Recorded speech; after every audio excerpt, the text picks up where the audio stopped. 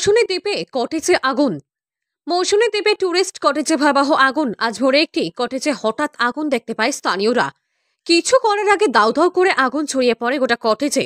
স্থানীয়রা আগুন নেভানোর চেষ্টা করলেও আগুন নিয়ন্ত্রণে আসেনি। মুহূর্তের মধ্যে গোটা কটেজটি আগুনে ভস্মীভূত হয়ে যায়। স্বাভাবিকভাবেই এই ঘটনাকে কেন্দ্র করে চাঞ্চল্য ছড়িয়েছে গোটা এলাকায়। ঘটনাটা এই যখন ধোঁয়া উড়ে তখন এসে যখন দেখি না আগুন ধরে গেছে, তখন আমরা চিৎকার করে আর এই পাড়ার লোক সব এসে আগুনটা লিভাইছে। কিছু মাল বার করতে পারছে, কিছু মাল বার করতে পারছে। এসে কি দেখলেন? এসে দেখেছি আগুন জ্বলছে, প্রচণ্ডভাবে আগুন জ্বলছে।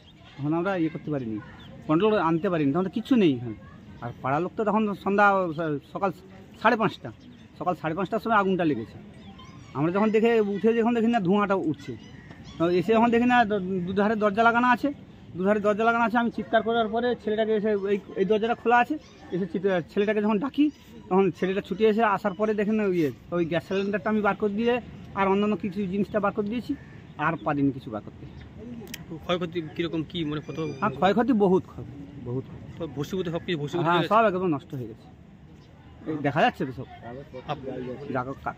আমরা পরে দেখলাম কাগজপাতি অনেক নষ্ট হয়ে গেছে, জিনিসপত্র অনেক নষ্ট হয়ে গেছে। আপনার নাম? শেখ আব্দুল রায়্যান। বলতে আমরা তো প্রায় সারা জেগেছিলাম, প্রায় আজান টাইম মানে যেটা হচ্ছে 4:30 না 5:30 যে আজান হয় ওই টাইমটাতে আমি রিসোর্টে শুতে গেছিলাম, যেহেতু আমার লেট ছিল। এবার এই 5:30 থেকে 6টার ভেতর এই টাইমটাতে হয়তো আগুনটা, কারণ আমি লোকাল লোকের আওয়াজে আমার ঘুম ভেঙে গেছে যে আগুন ধরে গেছে।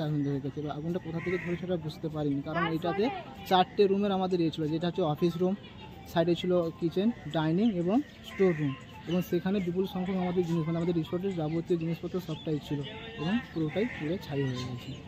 ক্ষয়ক্ষতি পরিমাণ কত হতে পারে?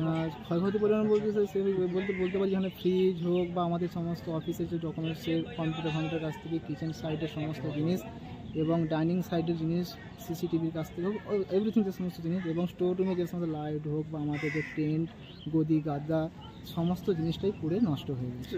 আগুন কি নিয়ন্ত্রণ আনা সম্ভব হয়েছিল? না, আগুন নিয়ন্ত্রণ সম্ভব বলতে সেভাবে নিয়ে আসা হয়নি, যেহেতু এটা লোকালিটি যেহেতু ওই টাইমটাতে কারেন্ট মানে বন্ধ করতে হয়েছে, কারণ পুরো আগুন ফায়ার লেগে গেছিলো। তো জল দিয়ে যেটুকুটা আমরা পেরেছি। ভস্মীভূত হয়ে গেছে। নাম? সুরজিৎ দাস।